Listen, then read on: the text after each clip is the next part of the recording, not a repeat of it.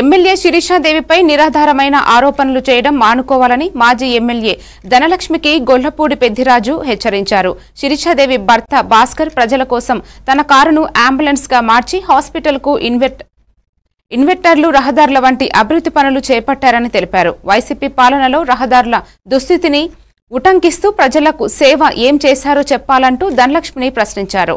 ఎన్నికల్లో ప్రజలే తగిన బుద్ధి చెబుతారన్నారు. గ్రాంట్ తీసుకొచ్చారు కదా మా ఎమ్మెల్యే శిరీష భాస్కర్ గారు అనే విషయం కూడా మీరు గుర్తించుకోవాల్సిన అవసరం ఎంతైనా ఉంది. అలాగే లోదొడ్డిలో పూదేడు వరకు కూడా రోడ్డు శాంక్షన్ అవ్వడం జరిగింది.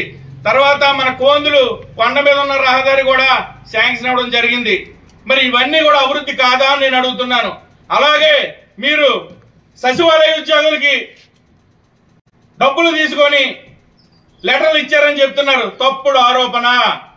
మా తెలుగుదేశం పార్టీ మా కూటమి నాయకులు ఎవరు వెళ్ళి చెప్పినా అక్కడ ఉన్న పిఎల్తో మాట్లాడి వాళ్ళు వెంటనే వాళ్ళకి పార్టీలతో పని లేకుండా ప్రతి ఒక్కరికి కూడా వెళ్ళి అడిగిన వారందరికీ కూడా లెటర్లు ఇచ్చి అందరూ కూడా ప్రశాంతంగా ఎవరి దగ్గర కూడా ఒక్క రూపాయి కూడా తీసుకోకుండా లెటర్లు ఇస్తే దాన్ని కూడా డబ్బులు తీసుకొని ఇబ్బందులు గురి చేశారని చెప్తున్నారు. అసలు మీరు ఏ ఉద్దేశంతో మాట్లాడుతున్నారు?